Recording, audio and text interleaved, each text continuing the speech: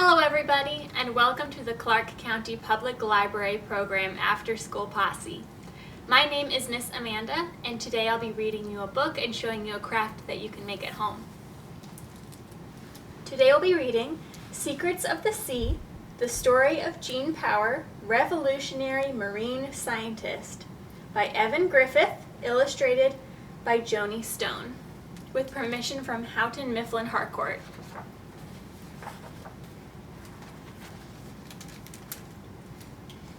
Jeanne curled her toes in the sand and gazed out across the deep blue Mediterranean Sea. Gentle waves washed the shore. A salty breeze whooshed like a whispering secret. It was her first day in Sicily. A large island off the coast of Italy, Sicily was nothing like the tiny village in France where Jeanne had grown up. It was also a big change from bustling Paris, where she had worked as a seamstress. Jeanne could sew anything.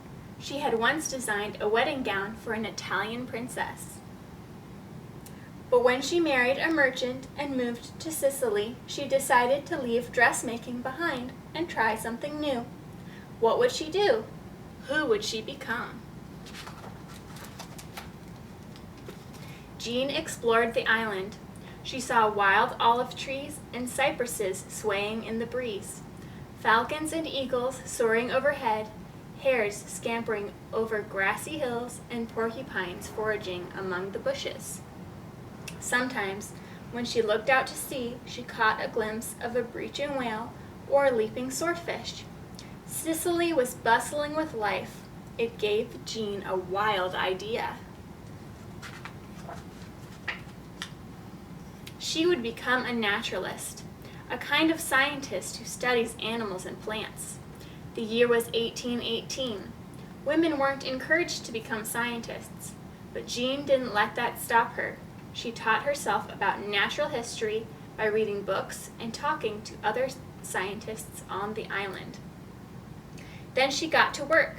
She walked all over Sicily with a journal in hand, jotting notes about every interesting animal and plant she found, and sketching many of them too. She even brought new friends back to her house to observe up close, including 2 martins and a tortoise. But Jeanne wasn't content to study only land animals. Every day the sea breeze whispered in her ear, and her eyes turned to the Mediterranean. She wanted to learn about the animals that swam beneath the waves. She wanted to uncover the secrets of the sea.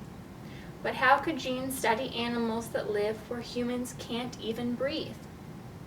Other naturalists studied the preserved bodies of dead sea creatures, but Jeanne wanted to study sea creatures as they lived. She wanted to meet them face to face. She wanted to see how they moved through the water, how they interacted with one another, and how they grew and changed over time. She put her mind to work. Maybe a tank would do the trick, she thought. A large tank made of clear glass, filled with salt water, so animals could swim inside. That way, she could study live sea creatures in her own home. Jeanne didn't know where to find such a tank. So she made one herself. It wasn't so different from creating a dress. First, there was an image in her head, then she turned the image into a design. Finally, the design became a new object, an aquarium. It was one of the world's first aquariums built for scientific study. And Jeanne didn't stop there.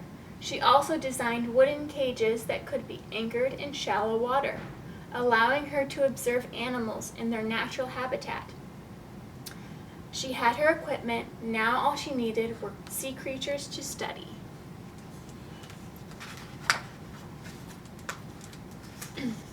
The fishermen waved to Jeanne when she hurried down to the port. She visited them every day in search of animals for her tanks and cages, and they saved interesting sea creatures for her in buckets of salt water. The fishermen didn't see anything special about a bunch of weird-looking animals, but Jeanne did. She gazed eagerly into each bucket as though it were a treasure chest. With her aquariums and a steady supply of animals from the port, Jeanne was finally ready to study marine life.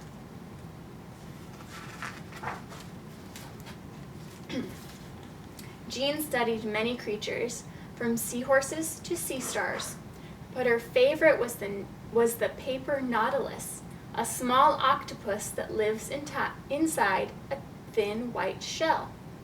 Jeanne loved the rich colors of the paper nautilus. She loved the graceful way it sails through the water.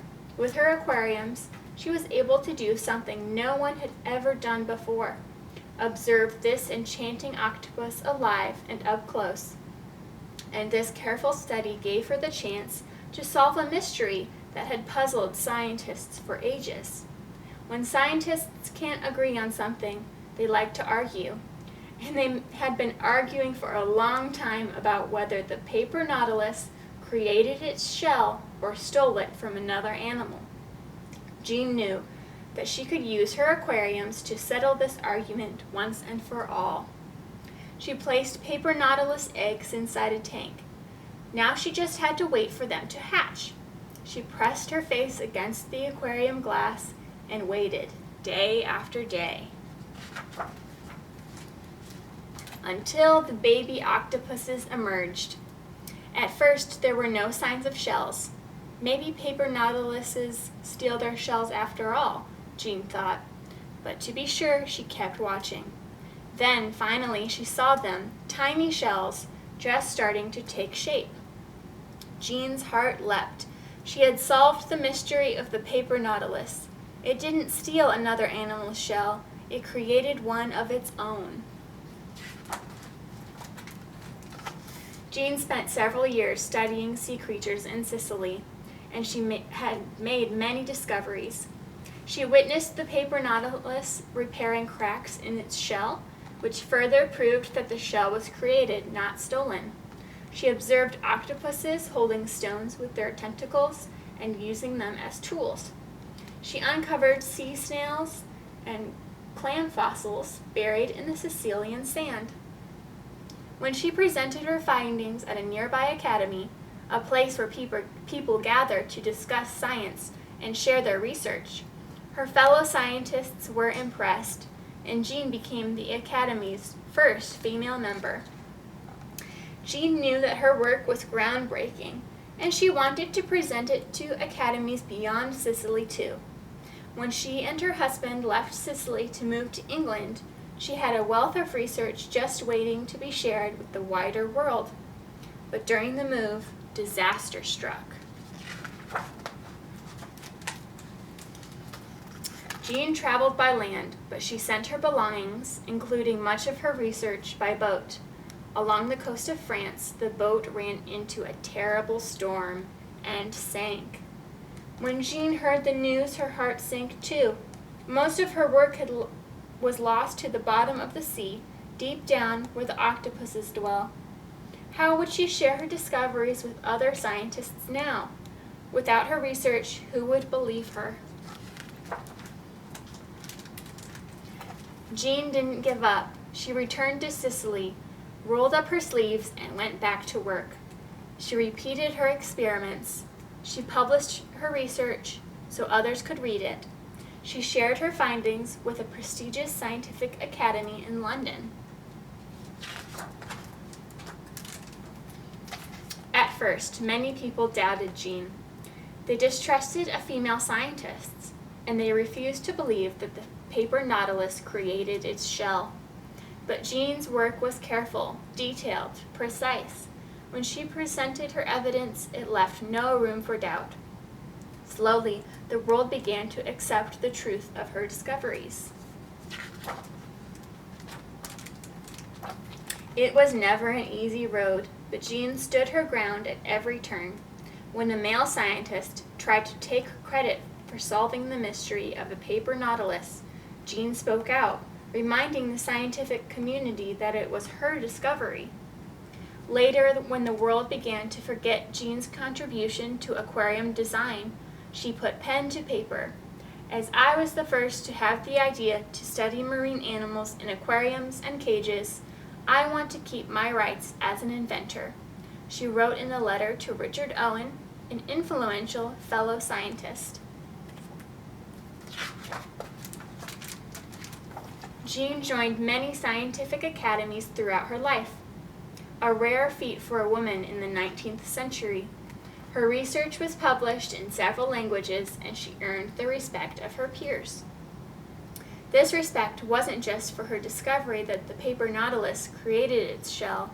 With her aquariums, Jeanne paved the way for the study of living sea creatures. She brought humans and the sea closer together than ever before. As Jeanne grew old, her thoughts never stayed far from the sea.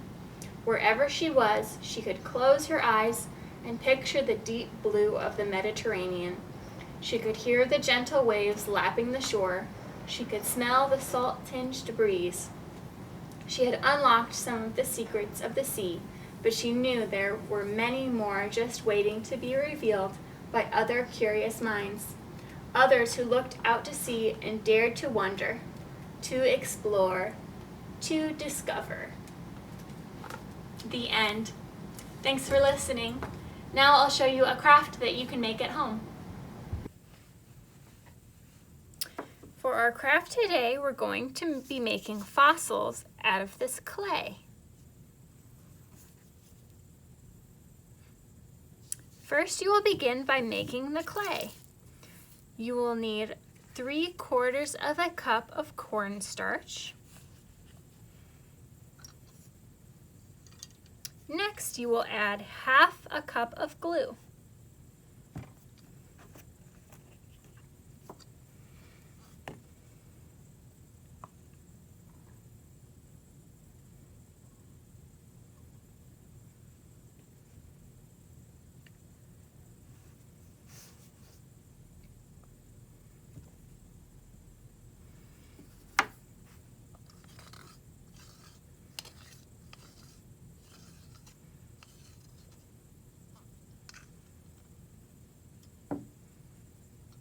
Then begin mixing them together.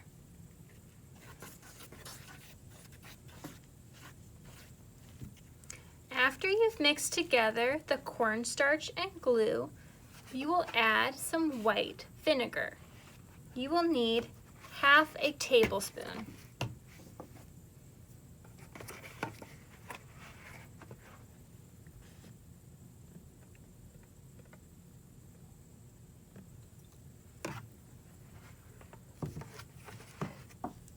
Next, you will add some baby oil. You will need another 1/2 of a tablespoon.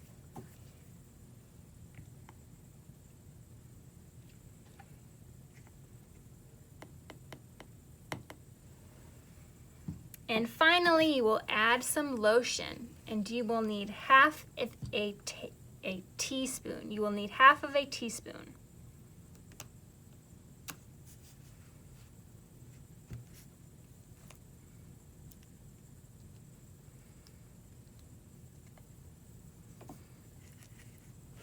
And then mix it all together.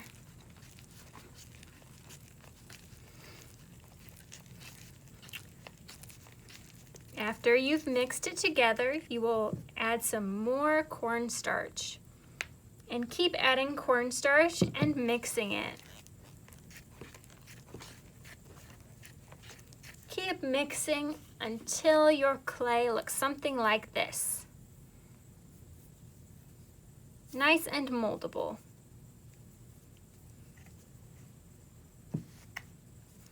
Then you will begin to make your fossils. I'm going to make some marine fossils using shells. But you can also make fossils out of flowers or leaves or sticks, or anything really. Just press your fossil into the clay, and then you'll have a shape. You can also leave some of the fossils inside the clay, When you're finished, leave it to dry overnight.